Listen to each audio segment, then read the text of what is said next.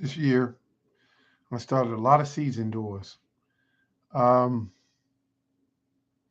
and excuse me. And the thing about it is, the seeds I started indoors didn't quite turn out the way I wanted them to because I tried something different. Um, what I did was I said, let me try to do without putting lights on them and let me just basically keep them warm. Put near a window, and maybe the window's not direct sunlight, but it's light. And some of the seeds did relatively well, but some of the seeds did not uh, do very well. So let me show you what I did. I'll be right back in a second.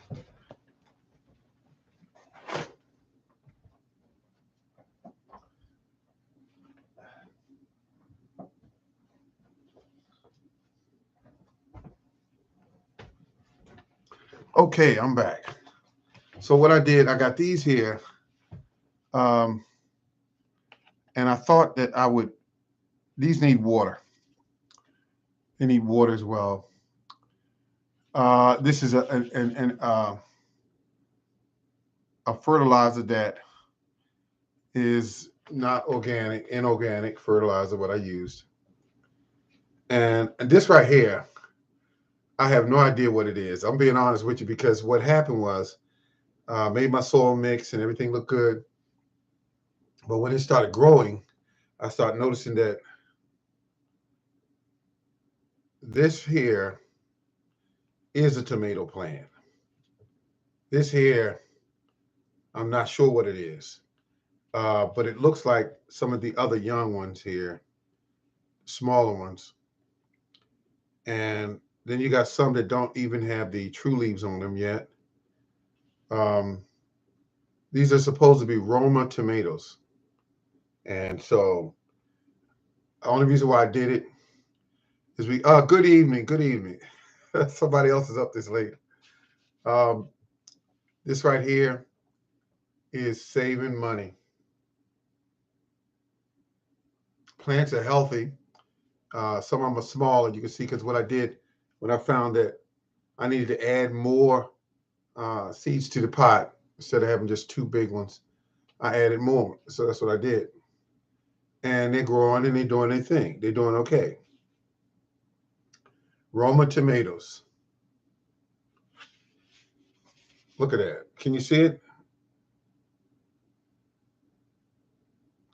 And when you go in the stores, what motivates me to grow my own, what motivates me is when I see one single plant that's smaller than this one for almost $5. That motivates me. And this tomato here, all I got to do to this tomato here is bury it deeper because these plants are elongated because I had no light on them. I should have kept the light about that close to them. I got the lighting, but I said, no, I'm not going to spend money this year on lighting. I said, I'm near a window. Uh, oh, thank you. Thank you. Yes, beautiful, beautiful plants. Yes, they're very healthy. And I look at them and they tell me what they need. They're nice and green. There's no yellowing on them anywhere. And I'm just, waiting until the weather stops jumping back and forward here in Maryland. So that's my thing. Um, and a lot of my plants are peppers. A lot of them are peppers because they're going to be the big staple in my garden this year.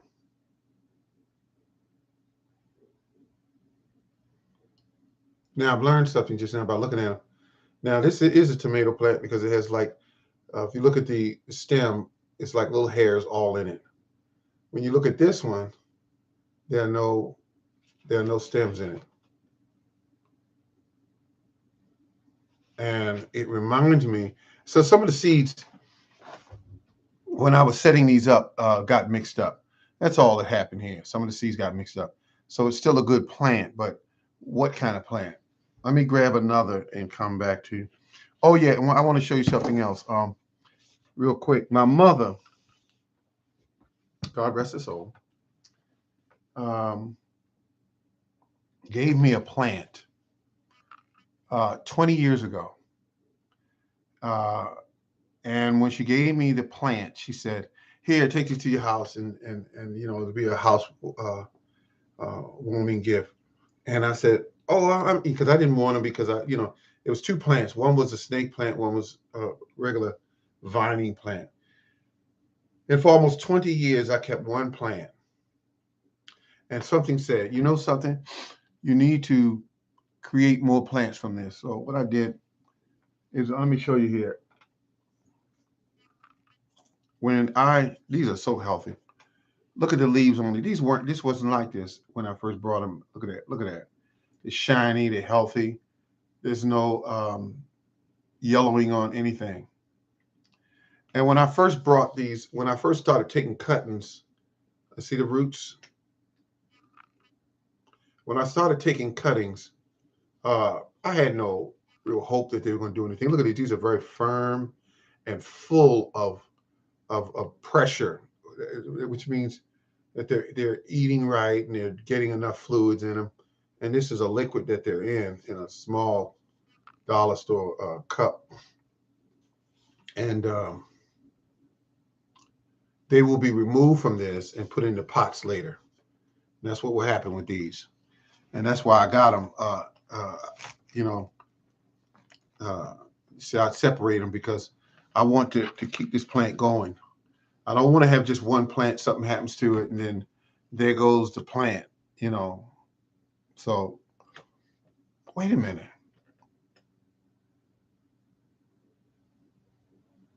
This plant made it when I was away from my house for almost 5 months.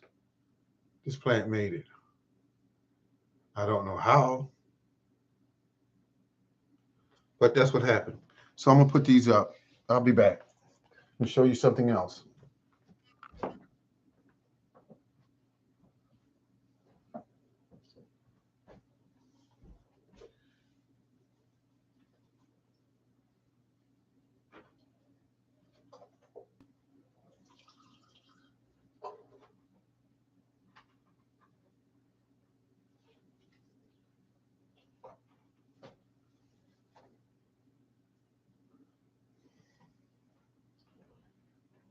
Uh, okay.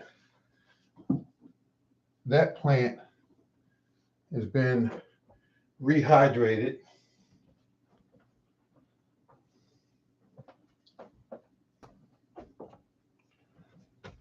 And here's another one. I think, okay, this one here needs some moisture added to it as well. But when I look at this plant here,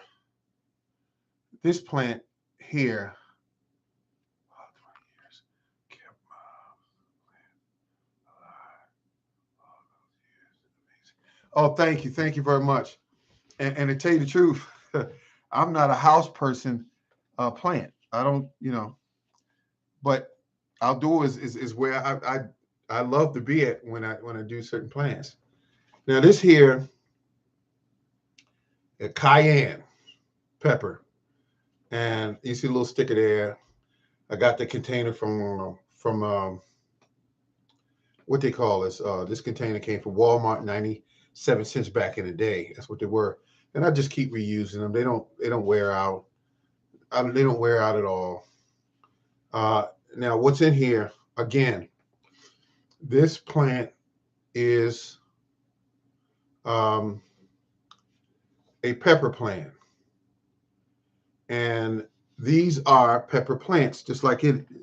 And what happened is when you don't use lighting or a heat mat, these plants, um, you're going to lose some. Okay, and that was the whole thing I wanted to find out.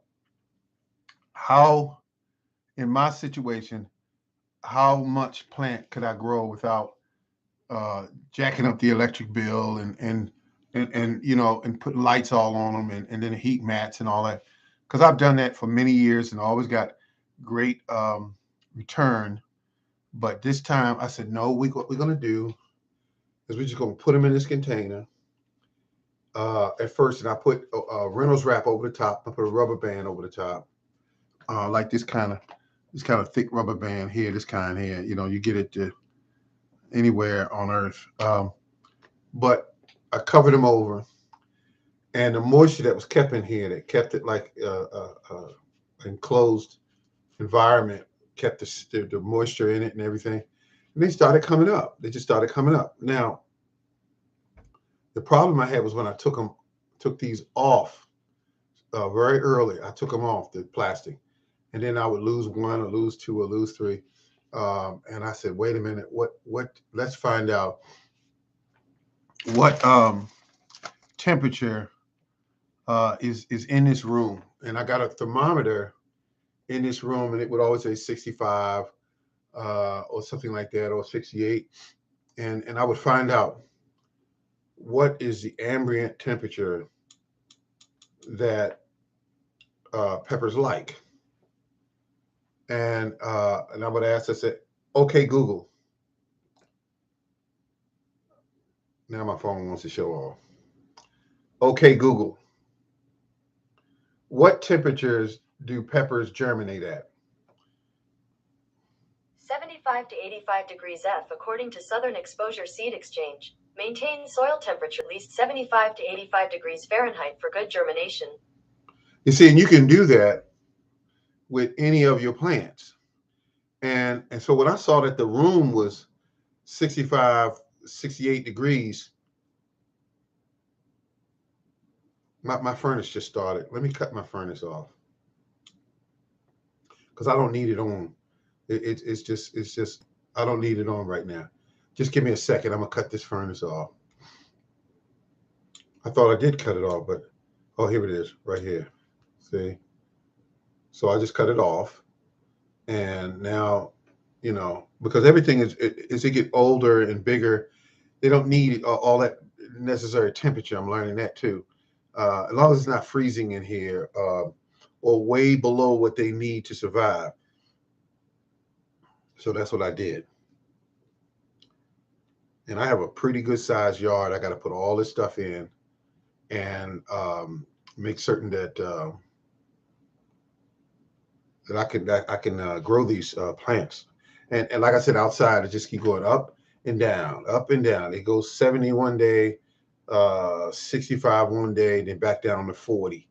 And I don't want to put my seedlings out there in 40-degree temperatures. That's just not going to work for them. Then you have to harden them off, and you know, and that's going to take a few days. So you want to make sure that you definitely put them out there at the right time. So I have peppers, I have melon plants growing indoors, pumpkin. Well, that's just, you know, and I have those type of plants going right now. I was going to, and I haven't yet decided yet to put my my corn, start them indoors. They're easy to start. They're more adaptable as far as temperatures and all. But you want corn to, because some corn requires 80, 85 days, and some 65 days, and some different, much different than that. But I want to make certain that when you put your corn in, that you give it enough time to mature before it starts getting cool again in the fall and all of that. Today, the way I garden is I do not allow my garden to work me. I don't do that anymore. I used to do that. I wonder why I used to do the dig, till, and now I don't do any of that. I don't do any of it. I simply remove all of the growth from the top. I do what they call a chop and drop, and then I put compost on the ground, and then I put the seeds inside the compost. Or I will put the plant in the ground, and then I'll put the compost around it, And when I do that, the plants are just as happy. I give them a little water. And I don't usually fertilize right off the bat with anything. If I want to use anything to kind of, no, I want them to get familiar. I see people do that with even fruit trees. They'll put the fruit tree in the ground, fertilize it, mix in some compost, whatever. They'll mix it all in. And when they do that, they're setting the tree up to be weak, because what you want to do is you want the tree to start going out and looking for food immediately. You don't want the roots to stay in one little spot where you dug, trying to eat and stay there. You want it to venture out the roots, looking for water, looking for food. And that's what you want. And I got to tell you, that's a stronger tree. Same thing with plants. Um, are you going to lose some plants when you garden? Yes. You got to look for that. You're going to lose plants. They're going to die. Some are going to die just the way it is. Um, so when you do a situation like that, let's say your family and you only need 4 tomato plants, or let's say 3, let's say 2, and that's all you need is 2 tomato plants. Put 6 in the ground. Something happened to a couple of them, you're still good. If you want to grow your own seedlings, you only need 3 of the pepper plants. Don't do 3, do 6, 7, or more. And make sure you have enough seedlings that if something went wrong, if some mouse at night came along and chewed up the plant, if if something went wrong, um, anything could go wrong on the outside on their own. Insects that come and chop it off from the roots. Um, you want to make certain that you covered yourself, because you can go right in the house or get another seedling that's just that tall or whatever, because you already had it growing, and you go ahead and keep it moving, because you can't get that time back.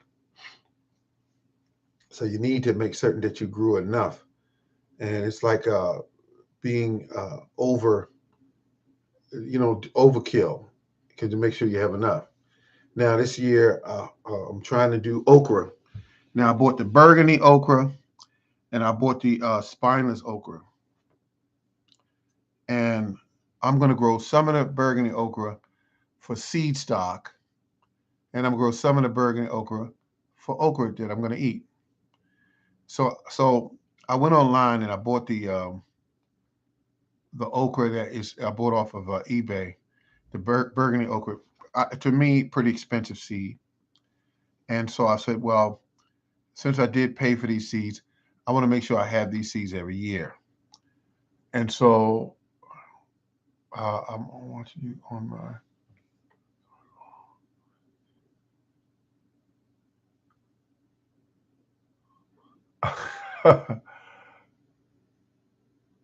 Oh no, I'm just reading something here. I'm just reading something here. Hello. What are you talking about? No, that's that's actually something I'm doing recent. That's recent. See, your phone is. Wait a minute. How did you've been watching this show? You must subscribe to it or something.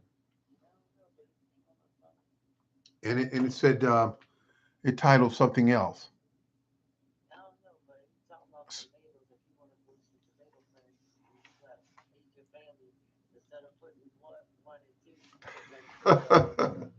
Okay, okay. All right. Yeah, you're definitely yeah. I put more than that in probably because